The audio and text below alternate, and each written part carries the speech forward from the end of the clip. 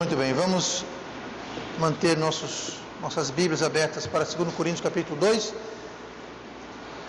E hoje eu quero falar sobre um texto e um tema que é muito importante para cada um de nós. É um tema muito aplicável, não para alguns de nós, mas todos nós. A mim e a cada pessoa ouvindo a minha voz, presente ou não, fisicamente aqui.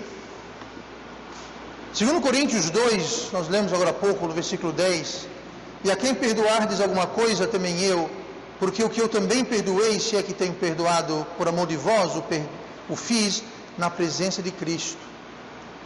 Paulo aqui está tratando de um grave problema que houve na realidade em Corinto, que não vem ao caso para a mensagem de hoje. E ele havia dito na primeira carta aos Coríntios, ele falou para excluir da comunhão certa pessoa que tinha pecado. E aqui ele está dizendo, o contexto aqui, é que aquela pessoa deve ser perdoada porque aquela pessoa demonstrou arrependimento e deve ser recebida e perdoada. Então aqui ele está instruindo como proceder na falha grave de um irmão. Mas aí termina na última parte do versículo 10 e o versículo 11, termina com as seguintes palavras: para que não sejamos vencidos por Satanás, porque não ignoramos os seus ardis. E hoje eu quero tirar nosso tema desta frase do final do versículo 10: não sejas vencido por Satanás. Não sejas vencido por Satanás. Se você não quer ser vencido por Satanás, se você não quer ser derrotado por Satanás, o que nós temos que fazer aqui, segundo Paulo, é não ignorar os seus ardis. Para que não sejamos vencidos de Satanás, porque não ignoramos os seus ardis. A palavra ardil, de onde vem um plural ardis, ou seja, Satanás não tem um ardil, ele tem uma pluralidade. Ardis, são muitos, são vários.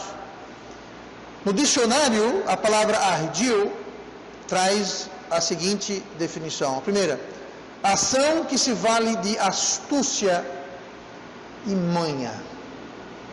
Jeitinho. A segunda definição diz cilada, trapaça, tramóia e engano. Então, Satanás, ele está armando, ele está executando, colocando em ação ciladas, tramóias, engano, trapaças. E Satanás sempre usa as mesmas táticas, ele sempre usa os mesmos ardis. Por quê? Porque ele sempre funciona. Eu estava conversando isso hoje de manhã, e eu já mencionei isso várias vezes no decorrer do meu tempo aqui, mas Satanás sempre usa a mesma tática, os mesmos ardis, porque em time que está ganhando, você não mexe. E infelizmente, esse time que ele tem montado de ardis, essas ciladas, tramóias, trapaças que ele arma, elas funcionam. Agora, funcionam para quem não as conhece. Porque aqui está dizendo: não sejamos vencidos por Satanás, porque não ignoramos os seus ardis. Agora, veja só. A palavra ignorar, ela traz consigo dois sentidos. Ignorar no sentido que você não sabe, você não conhece. Você realmente não tem conhecimento, você realmente não está a par da situação. Você é ignorante dos ardis de Satanás, você não tem conhecimento. Isso é uma das perspectivas da palavra ignorar. A segunda, ignorar, é aquela que você sabe, mas você escolhe, você opta de fazer vista grossa. É uma escolha, uma opção. É como você falar: pastor, eu dei tchau para o senhor na rua e você me ignorou. Não é que eu não ignorei, eu não sabia que você estava lá. Não, pastor, você me viu. O Senhor me viu, você escolheu me ignorar. Realmente, eu vi, eu ignorei. Eu não queria falar com você. Realmente, você venceu, eu ignorei você de propósito. Mas você está vendo como tem dois sentidos. Agora, seja lá qual for a sua situação, ou você não sabe, ou você sabe, mas escolhe não seguir, não agir, o resultado é o mesmo. O resultado de você não saber, ou saber, mas não agir, não difere. Não difere, você vai cair nas ardilagens, nas ciladas, nas tramóias, nas trapaças de Satanás. Então nós devemos conhecê-las. E uma vez que conhecemos, não ignorar. Porque se você ignorar, sabendo, é melhor você nem saber. Porque a quem muito é dado, muito será cobrado. Perante Deus é melhor você cometer o erro na ignorância, porque você não sabia, do que você saber e optar por ignorar, tomar atitude, tomar ação, tomar providência, porque você será cobrado. Mas aqui está dizendo, não sejamos vencidos por Satanás, porque não ignoramos os seus ardis. E hoje eu quero abordar 3 táticas da tentação que Satanás usa. Eu quero falar sobre 3 frentes de ataques. E são sempre esses 3. Qualquer tentação de qualquer pessoa em toda a história da humanidade vai partir de uma dessas 3 frontes. Dessas 3 tentações, ou 3 tipos de tentações. Mas a primeira pergunta é o seguinte: de onde provém, pastor, as tentações? Que bom que você pergunta. Vamos para Tiago capítulo 1. Tiago capítulo 1, versículo 13. Existe muito mau entendimento em relação a tentações. De onde que elas vêm? É Deus que nos tenta? É o diabo que nos tenta? É o pastor que nos tenta? Eu já fui acusado de ter tentado pessoas, ter provocado as pessoas a pecarem. Imagine eu, um anjo, um santo, incapaz de fazer mal a quase ninguém. Primeiro Tiago, só tem um Tiago. Tiago capítulo 1. Tiago capítulo 1 e versículo 13, fala assim: ninguém sendo tentado, veja só, o tema é ser tentado. Ninguém sendo tentado diga, de Deus sou tentado. Então, primeira coisa, nós sabemos que Deus não tenta ninguém. Ele continua, porque Deus não pode ser tentado pelo mal e a ninguém tenta. Então, antes de alguém abrir a boca e falar, foi Deus que... Não foi Deus coisa nenhuma. Não foi Deus coisa nenhuma. Deus não é tentado e ele não tenta ninguém. Mas continua o 14.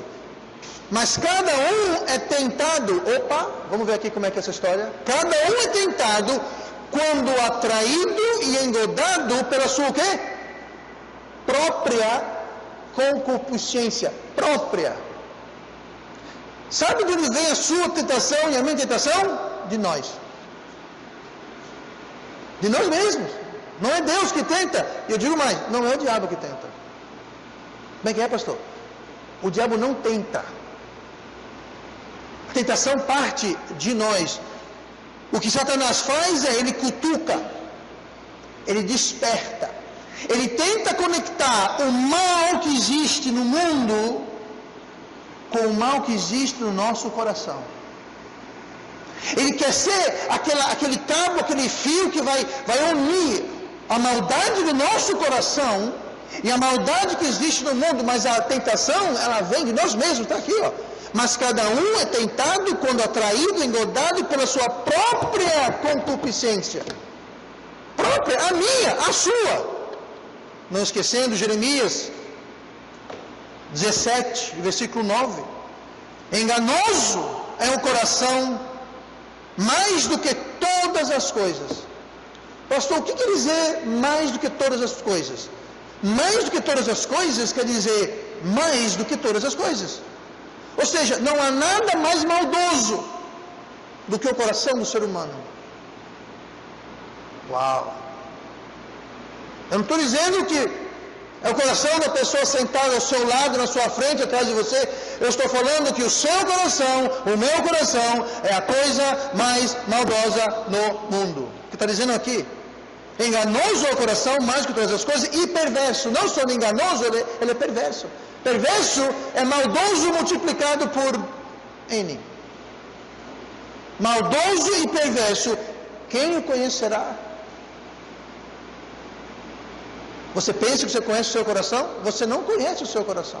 Você acha que você sabe do que o seu coração é capaz? Você não faz ideia do que o seu coração é capaz. Porque o nosso coração, ele é perverso.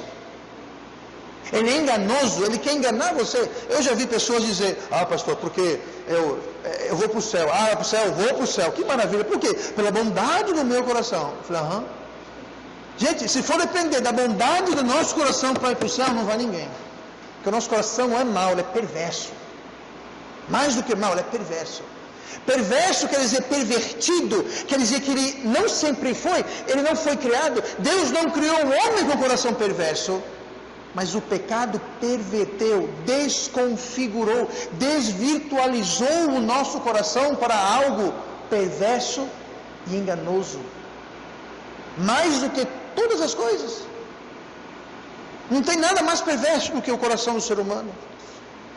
O diabo, ele cutuca, desperta, ele quer conectar os nossos apetites.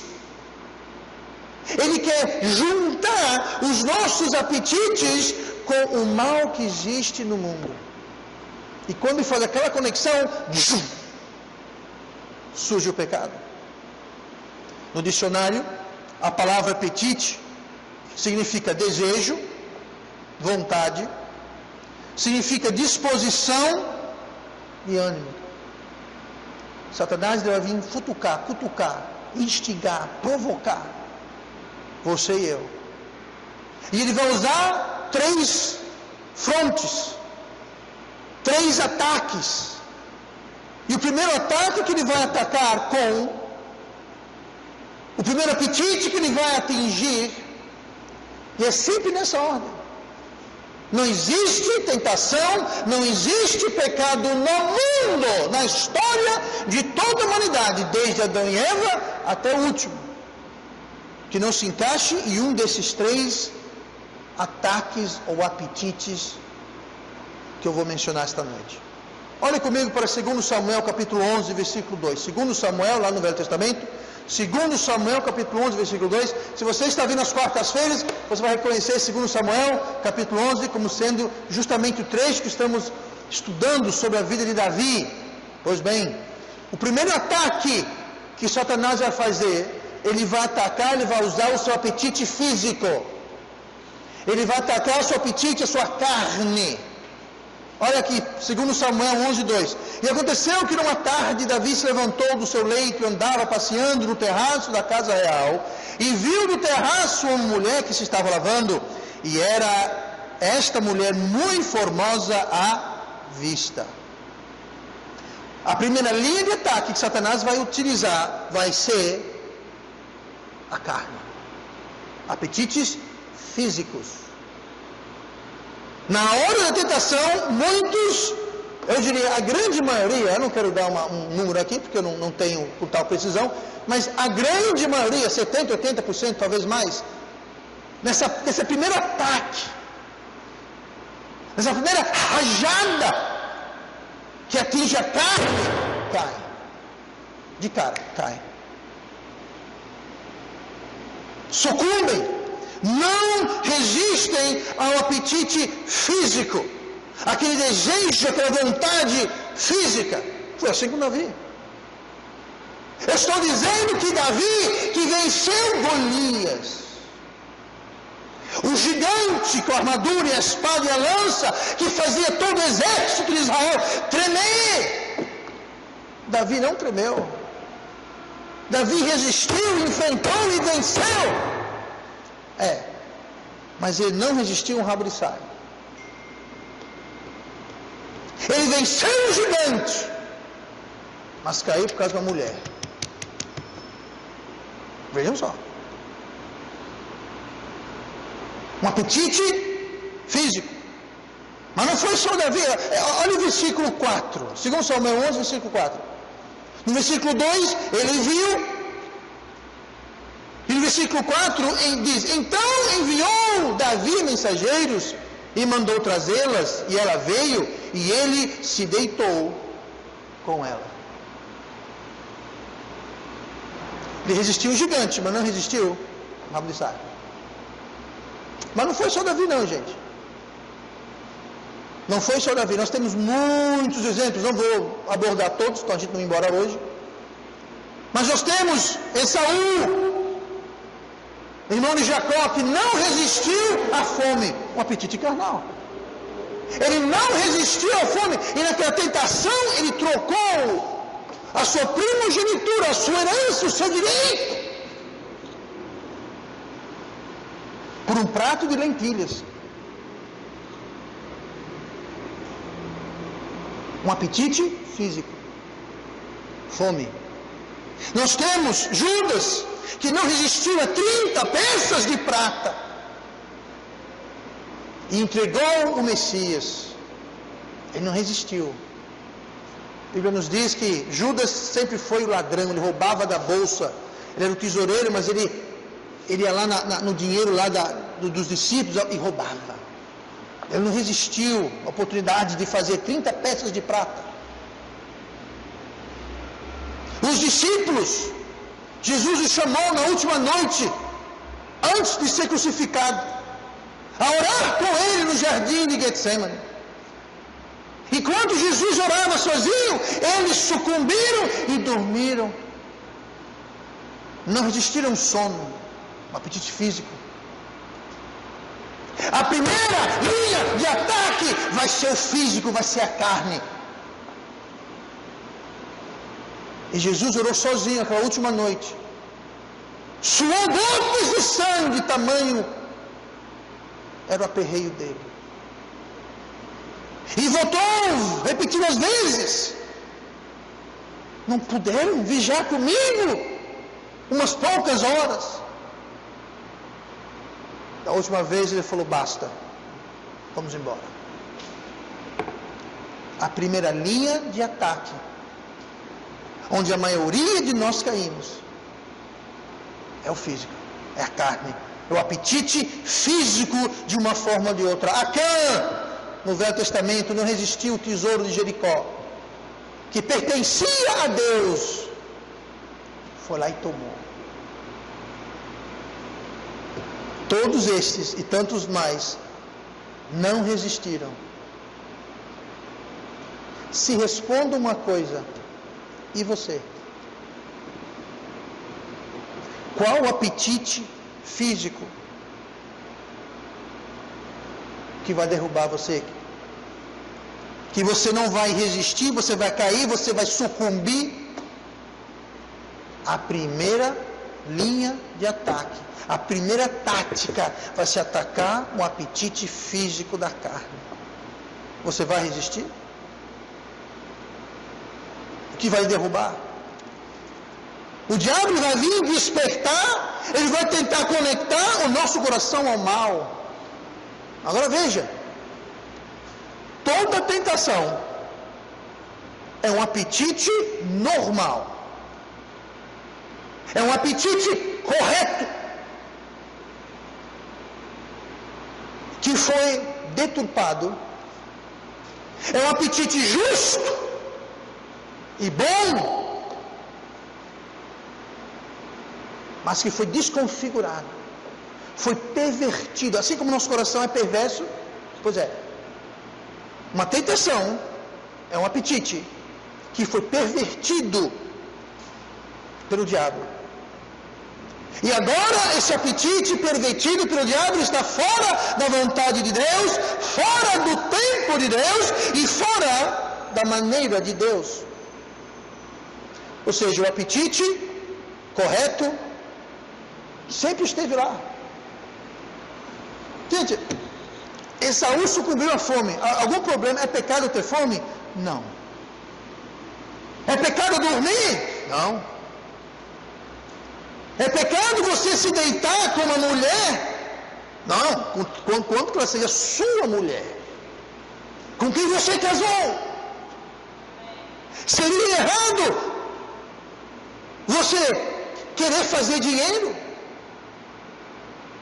Nada de errado em fazer dinheiro, conquanto que você não esteja roubando, traindo ou cometendo algo ilícito. Então notem, o apetite carnal em si não é pecaminoso, até o diabo entrar no meio e querer pervertir, desvirtualizar e tornar aquilo algo que Deus colocou no meio e no seu coração, algo errado e sujo e perverso e mau e contrário à vontade de Deus.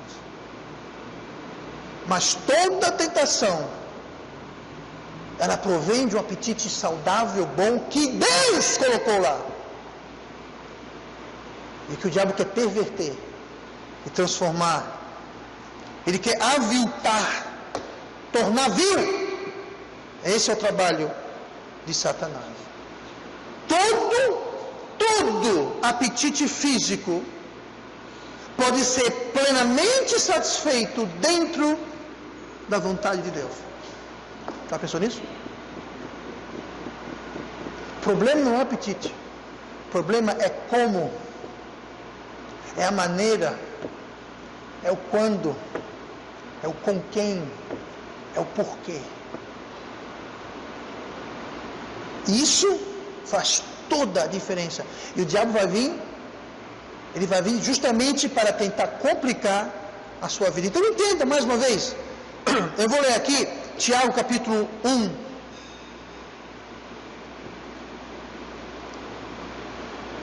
Nós lemos Tiago capítulo 1 do 13 ao 14. Vamos ler um pouquinho mais. Tiago 1,13. Ninguém sendo tentado diga, de Deus sou tentado. Porque Deus não pode ser tentado pelo mal e a ninguém tenta. Mas cada um é tentado quando atraído e engodado pela sua própria concupiscência. Agora veja bem o 15. Depois, havendo a concupiscência concebido, dá à luz o pecado, e o pecado sendo consumado, gera o quê? A morte. 16. Não erreis, meus amados irmãos. Não erre nisso. Aqui ele está dizendo, olha, não é Deus que tenta você, não é o diabo que tenta você. O problema está no seu coração, na concupiscência. Mas, o que é concupiscência? Concupiscência é um desejo errado. É um desejo errado. É um desejo que não está dentro da vontade, do padrão, do jeito de Deus. Então não é mais um apetite, agora é uma concupiscência. E essa concupiscência já está em nosso coração. O diabo só quer juntar ela com o mal que tem no mundo. E ó, por isso que nós devemos evitar situações, se necessário, evitar pessoas. Cuidado com quem anda. Cuidado aonde você anda. Cuidado com o que você faz. Porque tudo isso o diabo usa para conectar. E o pecado consumado gera o quê? A morte.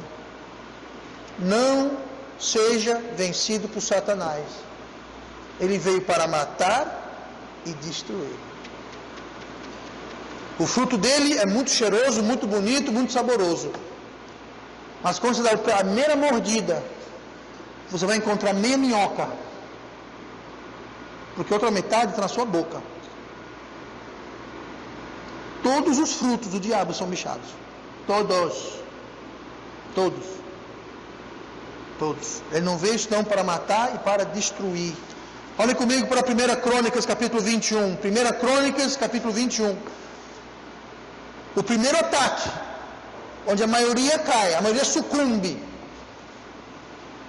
vai ser o apetite físico. Vamos ver a segunda fronte. Vamos ver a segunda linha de ataque que Satanás usa. Algumas poucas pessoas mais disciplinadas superam o primeiro ataque, o apetite físico. Algumas, são poucas, mas algumas.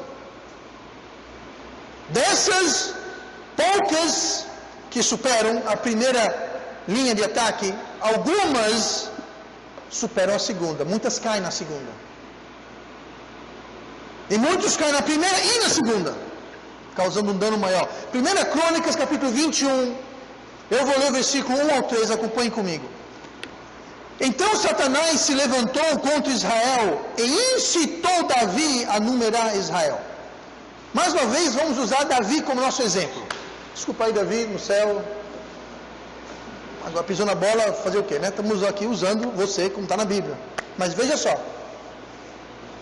Satanás se levantou contra Israel e incitou. Interessante, ele incitou. Essa palavra incitar, ela significa instigar, provocar, estimular, encorajar.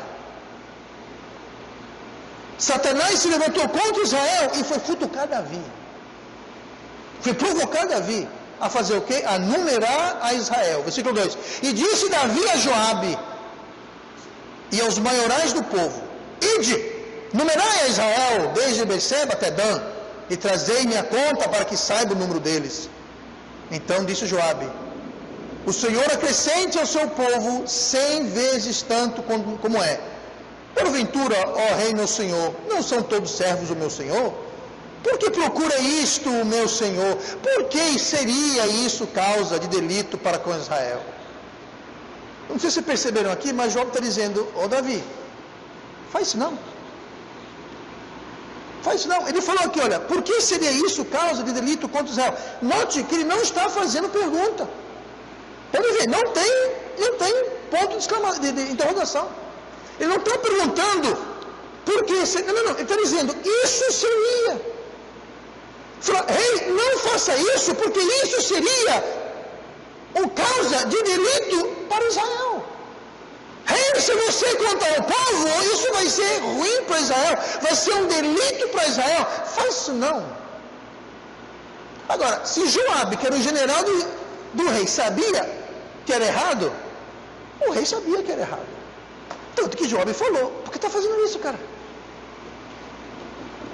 Para que causar esse delito? Para que procurar chifre e cabeça de cavalo, Davi? Mas sabe o que foi? Foi Satanás que se levantou contra Israel, e foi Satanás que foi lá incitar, instigar, futucar, cutucar Davi a fazer isso. Muitas pessoas caem na primeira leva, muitas pessoas caem na segunda leva. Esse segundo ataque não é um apetite físico agora, é um apetite mental. Como é que é, pastor? O primeiro era um apetite físico que vinha da carne. É fome, é sede, é cansaço. E outras coisas.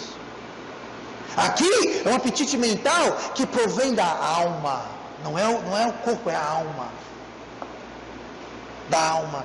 Esse apetite mental é um desejo de você ter poder e controle sobre a sua própria vida e tomar suas decisões e fazer as suas escolhas, deixando a vontade e a palavra e o desejo de Deus de lado.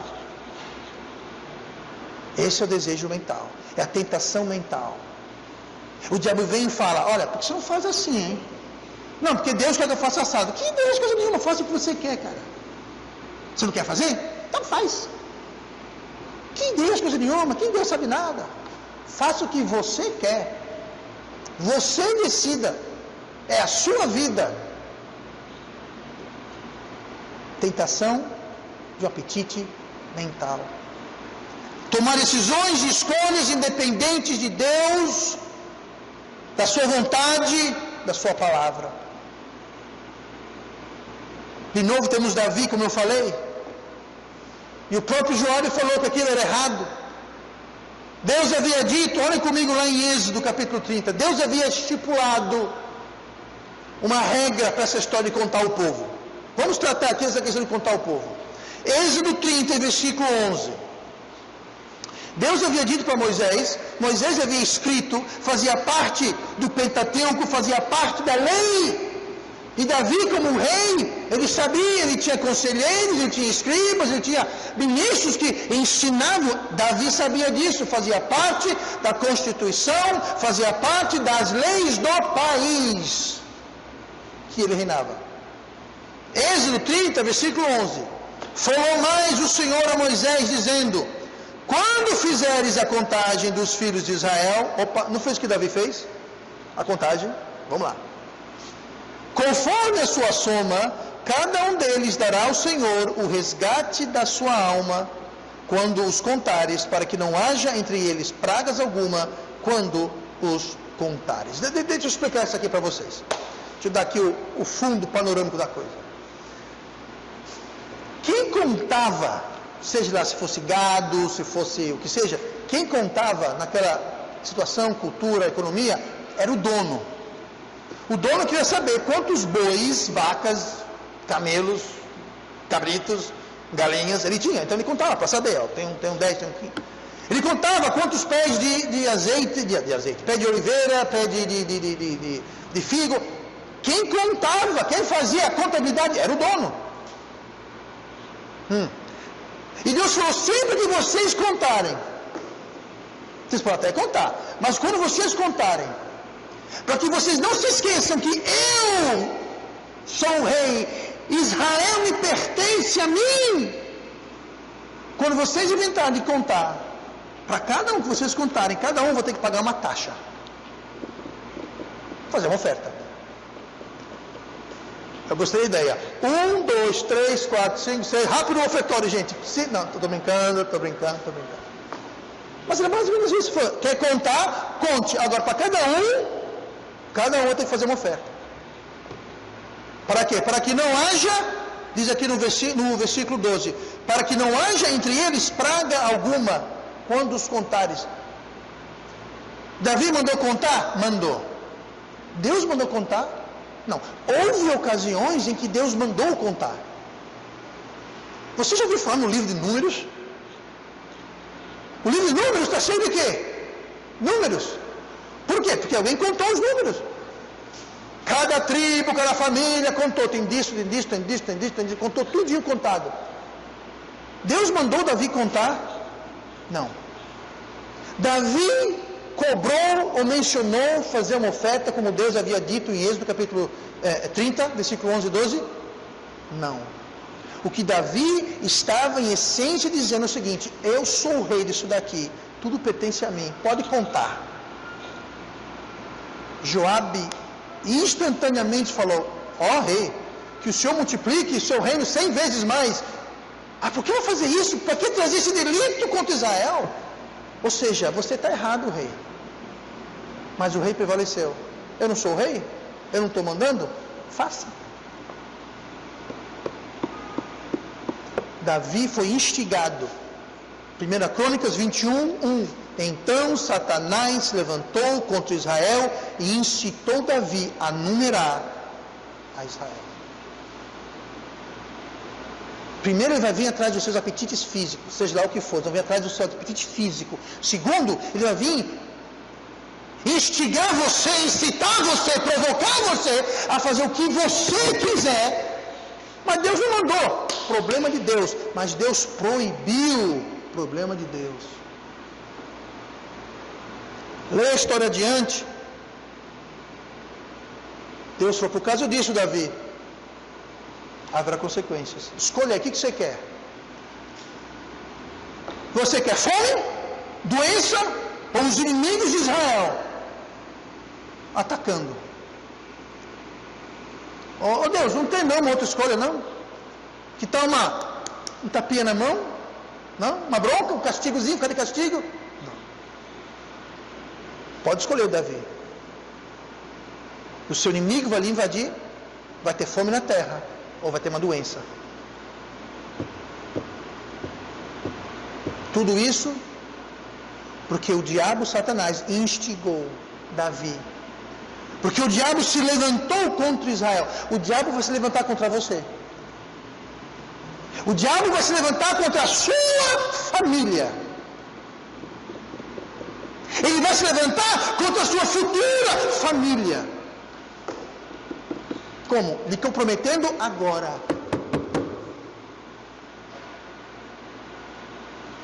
Muita gente inocente, que não mandou ninguém contar ninguém, que está sabendo de nada. Muita gente, milhares morreram.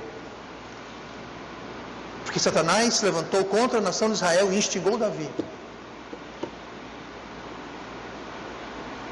E tem muita gente inocente no seu futuro que vai pagar o pato, vai sofrer consequências, porque nós não resistimos ao ataque mental à nossa alma, de a gente fazer o que a gente quer, do meu jeito, no meu tempo, na minha hora, da minha maneira, e o que Deus quer, o que Deus fala, problema dele.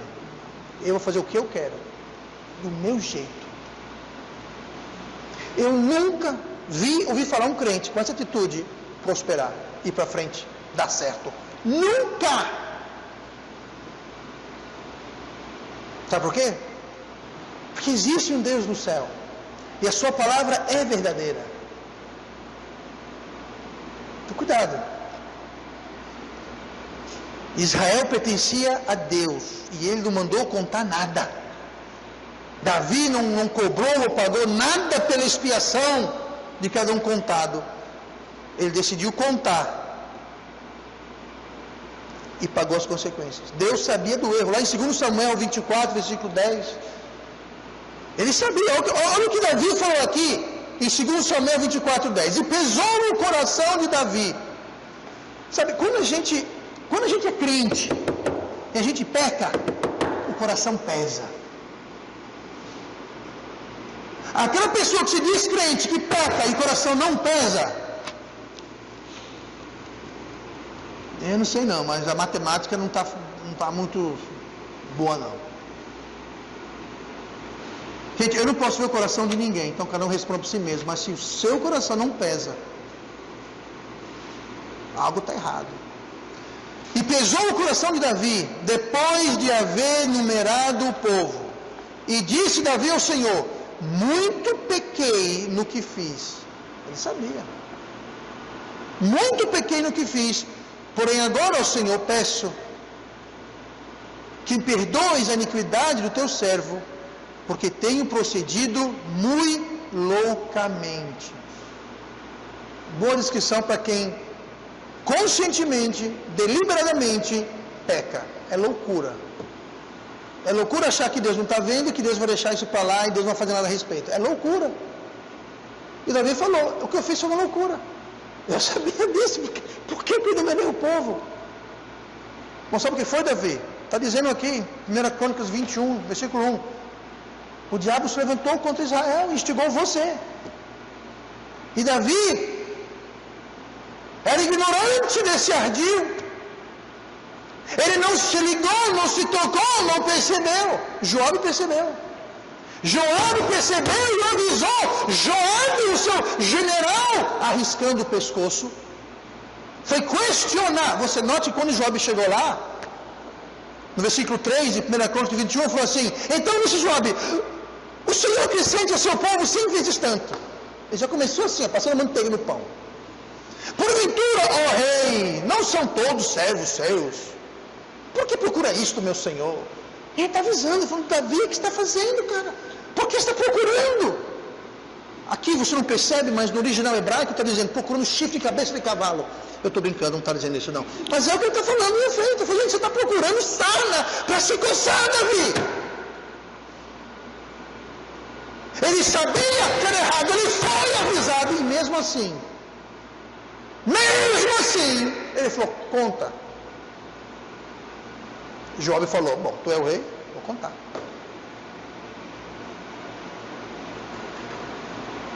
Loucura. Ele sabia, ele foi avisado. Lembra que o Batseba foi a mesma coisa? Quem é aquela? Ela é mulher de Urias. Mulher de Urias. Casada, né? Não tem problema, chama ela. Ele foi avisado. Pois é.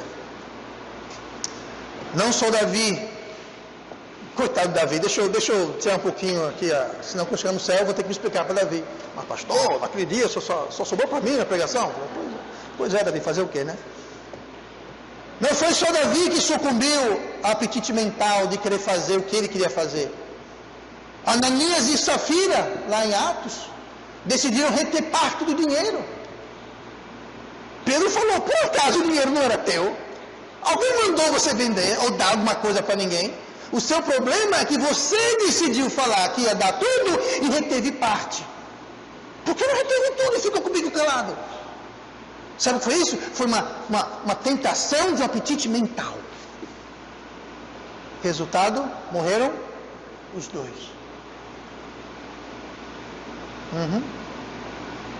Jonas, outro.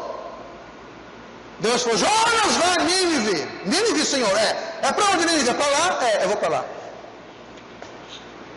Então você vê no mapa, onde Jonas estava, onde é Nínive, e aonde ele foi embora, ele foi em direção oposta. Ele falou, Deus, ele era um sacerdote, Deus falou comigo. Deus falou comigo como eu estou falando com você. Ele entendeu, registrou. Ele sabia que Deus queria que ele fosse para Nínive. Mas ele decidiu, na mente dele, que ele tinha uma solução melhor. Eu vou para Jopa, pegar um barco e vamos embora Mediterrâneo afora.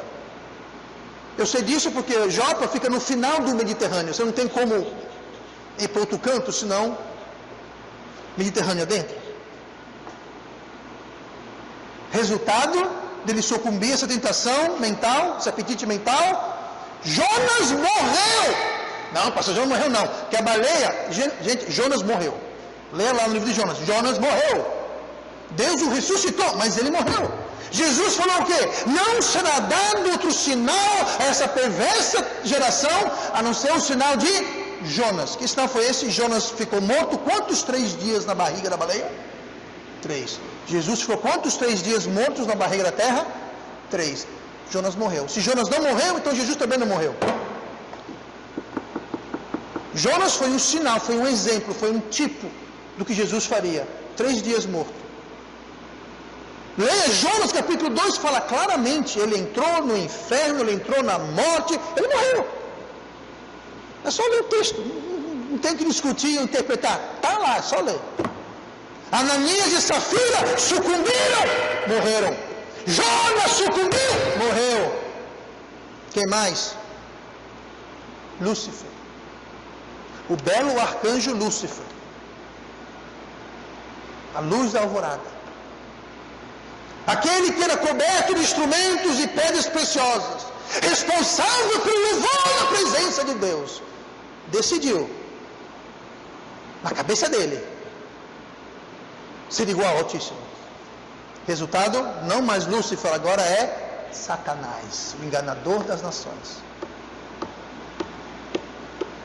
Pecado sendo consumado gera o quê? Morte. Não seja vencido pelo diabo, porque quando o diabo vence, você morre.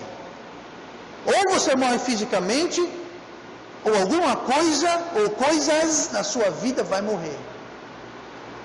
Amizades morrem, futuros, perspectivas, propósitos morrem. Saúde, finanças, carreira, morrem. Felicidade, morte, tudo é morte. Não foi só Davi, não. Vamos comigo para Gênesis 39, rapidamente, a última, o terceiro ataque. O primeiro ataque é o apetite físico, no corpo. O segundo ataque é o apetite mental, na alma, decisão, você fazer a coisa à sua vontade, do seu jeito. Terceira coisa, vamos a uma trégua para Davi. Vamos falar sobre José do Egito. O meu favorito de todos os personagens da Bíblia, José do Egito. Eu só não digo que eu não tinha pecado, porque eu sei que todo homem é pecador, mas a Bíblia não relata uma pisada na bola de José. Eu e ele temos muito em comum quanto a isso. Né? Quase. Gênesis 39, olha no versículo 7. E aconteceu depois dessas coisas que a mulher do seu senhor pôs os seus olhos em José e disse: deita-te comigo. Mas a conversa é essa, é o seguinte: a essa altura na vida de José, ele já havia sido jogado no poço, tirado do poço, vendido para os amalequitas, ele acabou sendo vendido no Egito. Notícia foi dada a seu pai que ele havia sido devorado por animais selvagens. Lá no Egito, Potifar, um guarda do faraó, um capitão da guarda, o compra como escravo e leva para casa. Ele se dá muito bem em casa, ele é posto em um lugar de liderança, de confiança, porque ele mostra que é de confiança, é trabalhador, é honesto, fidedigno. Aí acontece isso. A mulher do patrão dele bate os olhos nele, gama, e em alto e claro tom fala: deita-te comigo. Na maior cara de pau, assim. Versículo 8. Porém ele recusou. E disse a mulher do seu senhor: eis que o meu senhor não sabe o que há em casa comigo, e entregou em minha mão tudo o que tem. Ele falou: olha, o seu marido não sabe o que ele tem em casa, eu sei. Ele entregou tudo, está nas minhas mãos, na minha responsabilidade. Ele confiou tudo o que ele tem a mim. Toda a sua casa ele confiou a mim. Confie em mim. Versículo 9. Ninguém é maior do que eu nesta casa, e nenhuma coisa me vedou. Ou seja, não havia nada que José não soubesse. Ele sabia onde estava o cofre, ele sabia o segredo do cofre, ele sabia de tudo, ele sabia onde estava escondido, ele sabia de tudo. Não havia nada vedado a ele. Potifar contou tudo para ele, tamanho era a confiança que ele tinha. Maior do que eu nessa casa, nenhuma coisa me vedou, senão a ti. Isso quer dizer, olha, José, é o seguinte: o que você vê aqui, você pode pegar para você. Pode abrir a geladeira, pode usar o computador, você pode usar a sauna, piscina, você pode usar o jacuzzi, a hidromassagem, você pode emprestar o jet ski se quiser, você pode emprestar o carro, o jipe, o helicóptero, você pode usar, use à vontade. Agora, só não cheguei perto da minha mulher. É isso que ele está dizendo aqui, ele não vedou nada a ele. Só a ti, falando para a mulher: porquanto tu és sua mulher. Como, pois, faria eu tamanha maldade e pecaria contra quem? Olha, isso é chave. Faria tamanha maldade e pecaria contra o que está dizendo aqui? Contra Deus. Não está falando pecar contra Potifar. Seria um pecado contra ele? Seria. Mas José aqui, ele não está dizendo por que eu pecaria contra Potifar. Ele falou: por que pecaria eu contra Deus? Isso é chave no ponto que eu vou fazer. Como faria eu tamanha maldade e pecaria contra Deus? E aconteceu que, falando ela cada dia a José, e não lhe dando ele ouvidos para deitar-se com ela e estar com ela, e sucedeu um certo dia que ele veio à casa fazer seu serviço, e nenhum dos da casa estava ali, e ela se pegou para sua roupa dizendo: deite-te comigo. Está aperreada essa mulher, precisa de uns tapas ela, né? E ele deixou a sua roupa na mão dela e fugiu e saiu para fora. Que fique bem claro, ele fugiu pelado. Ela pegou ele pela roupa e falou: deita comigo. Ele falou: tô fora. Saiu de lá, que a roupa ficou na mão dela, de tão agarrado que ela estava na roupa dele. Ele saiu de lá sem roupa. E foi justamente aquela roupa que ela usou como prova. Quando o seu marido chegou em casa, falou: olha o que o seu queridinho aí fez. O resto da história vocês vão lá e vejam na série que pregamos sobre Gênesis, está lá, tudo direitinho explicado. Mas essa tentação está falando a respeito de um outro apetite. O primeiro que vai ser atacado é o apetite físico. O segundo vai ser um apetite mental. Aqui é um apetite espiritual. Esse apetite espiritual é traduzido da seguinte forma: é você querer torcer a Bíblia. É você querer torcer a situação. É você querer criar uma realidade na sua cabeça que não é realidade, mas que justifica a sua concupiscência, mas justifica o que você quer fazer. Os primeiros exemplos que eu dei foram exemplos negativos. José está nos dando um exemplo positivo. Entenda a situação. José podia falar assim: Deus permitiu que eu fosse vendido como escravo. Como é que Deus permitiu isso? Deus permitiu que eu passasse longos anos preso. Eu interpretei o sonho de um e de outro e esqueceram de mim quando saíram.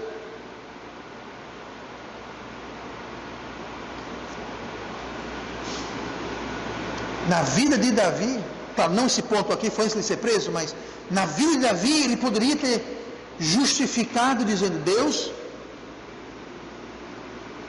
você não tem sido fiel comigo. Deus, você não tem me tratado como eu mereço.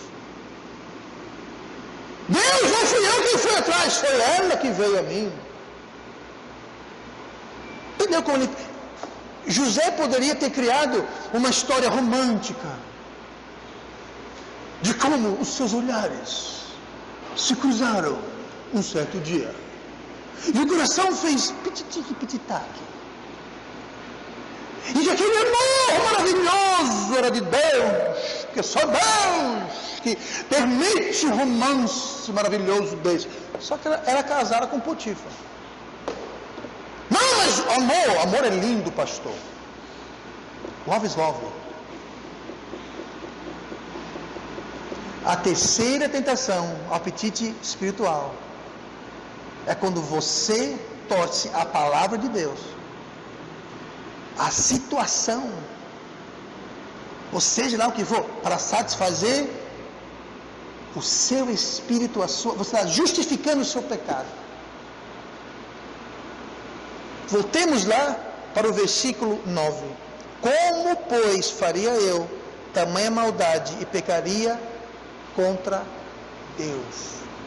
Os olhos de José não estavam na mulher de Potifar, não estavam em Potifar. Os olhos de José estavam em Deus. Como que eu vou fazer isso e pecar contra Deus?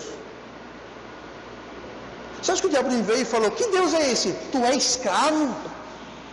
Que Deus é esse que permite que os seus irmãos lhe vendam e aqui você é um escravo? Que Deus é esse, José? Eu não vou pecar contra Deus. Que Deus é esse que lhe faz agora, além de escravo, você vai ser preso. E como eu disse, ele passou anos na cadeia injustamente. Interpretou o sonho de 2 prisioneiros que prometeram que... Bom, ele interpretou o sonho que ele ia morrer e de fato morreu. O outro falou: Deus vai restituir você. Não se esqueça de mim! Não esqueço não! O que foi que ele fez? Esqueceu.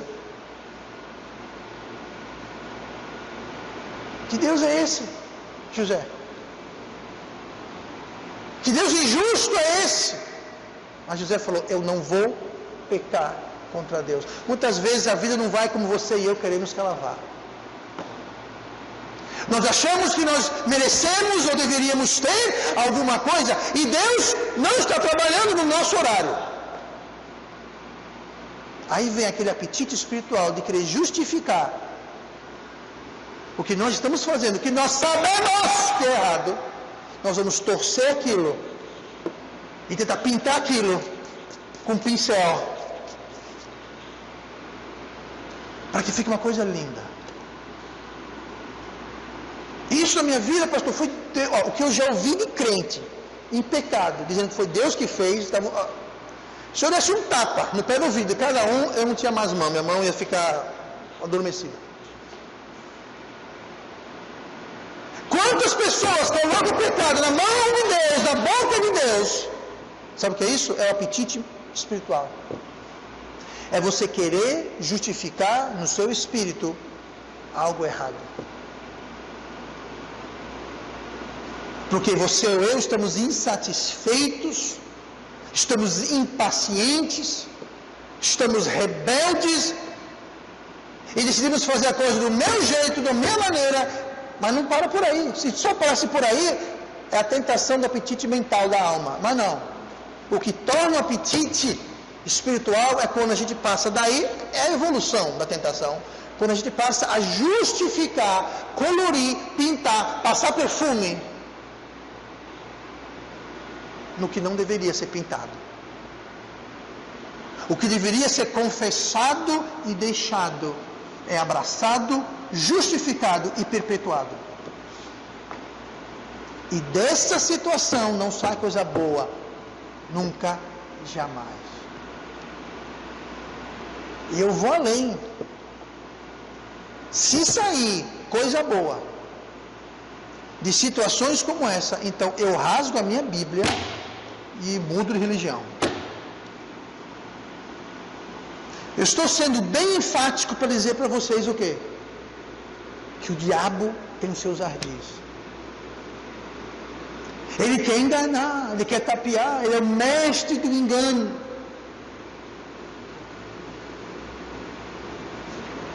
Temos na mensagem de hoje: não sejas vencido por Satanás.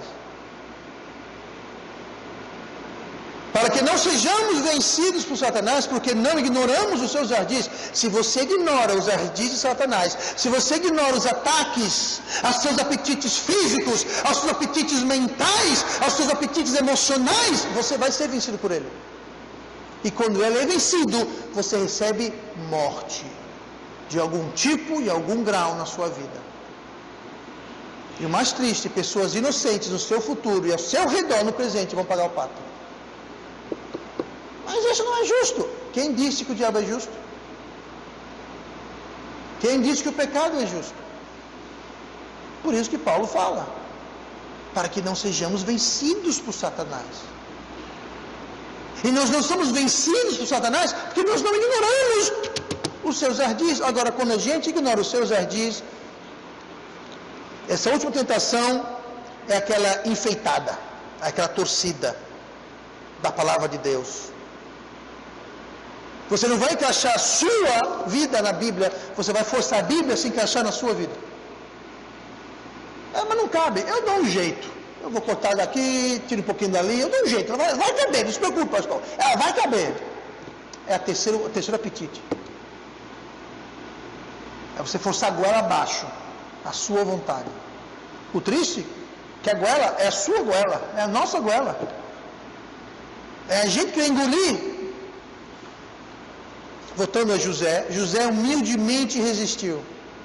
Ele fugiu da esposa de Potifar. Falou, não vou fazer isso contra Deus. José não tinha família, não tinha pastor, José não tinha um irmão. José estava sozinho, numa terra estranha. Propriedade de alguém, escravo. Mas o coração de José estava em Deus. José não tinha ninguém a quem ele ia impressionar, fingir. Não tinha nada a conseguir, ninguém a tapear, nenhum lucro a ter tido. Ele poderia ter falado, sabe uma coisa? Eu vou deitar com essa mulher. Eu mereço. Passei por tanto. Eu mereço. Tá bom. Era puro o desígnio de José de não pecar contra Deus. Não era para justificar, embelezar, maquiar, criar algo lindo. Ele simplesmente colocou a vontade de Deus acima da vontade dele. Gente, vou dizer uma coisa aqui. José era feito de carne e osso, igual eu e você. Eu te garanto, Potifar, capitão da guarda, a mulher dele ia para o salão todo dia. Perfume francês. Pastor, no Egito tinha perfume francês? Tinha, claro que tinha. Unhas feitas, toda produzida. Você acha que ele, sendo um homem, tendo uma mulher, chamando ele, obviamente, ele diz... Gente, José não era gay.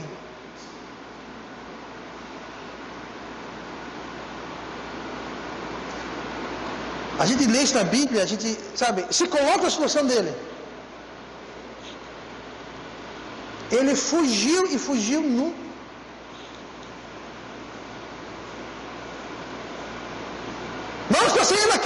Satanás, vai para lá. Ele era carne e osso e sangue igual eu, igual a você. Sujeito às mesmas tentações e paixões e fraquezas, igual. Paulo falou o quê? Não veio sobre vós tentação, senão humana. Isso quer dizer, toda tentação que você tem, monte do mundo inteiro também tem a mesma tentação. Mas Deus é fiel. E não permitirá que sejais tentados acima do que podeis suportar. Mas estará também junto com a tentação o quê? O escape. No caso de Davi não, desculpa aí, Davi, é José. No caso de José, fugir. Peladão como fosse, mas fugir, é o escape. Ele podia ter fugido, chegava na porta, opa, eu não posso ser assim pelado, então fazer o quê, né? Eu bem que tentei, mas ela segurou minha roupa, fazer o quê? Ok, dona, você ganhou. A pessoa sair correndo pelado no meio da rua. Situação. Mas ele falou, como farei essa maldade? E pecarei contra Deus. Quando você pensa, não, basta esse pecado não faz mal a ninguém. Você peca contra Deus. Não, mas pecado é bobagem, pastor. Ninguém vai sair machucado. Pecado contra Deus. Pecado sendo gerado, sendo consumado, gera a morte. Davi falou, agir loucamente. É loucamente, não tem outra descrição, é loucura. E quando o mundo peca, ele não crê em Deus, acha que não tem céu, não tem fé, não tem Deus, não tem nada. Para o crente, deliberadamente, propositalmente, conscientemente decide pecar, a palavra loucura é a única que vem à mente. Eu não preciso pensar em outra palavra, é loucura. É como você sozinho. A irmã Vera, tem um jogo do CRB, e o CRB perdeu, ela vai lá todo de azul falar, nhê. É loucura, irmão, vai ser, ó, vai parar no HGE, não tem jeito, é loucura. Pois é a mesma coisa, chega na cara de Deus e fala, Deus, olha aqui, ó, estou fazendo aí, ó, para você. Ah, pastor, eu não faço isso, fala. Davi fez. E Davi era um homem cujo coração era conforme quem? Deus. Gente, Davi fez.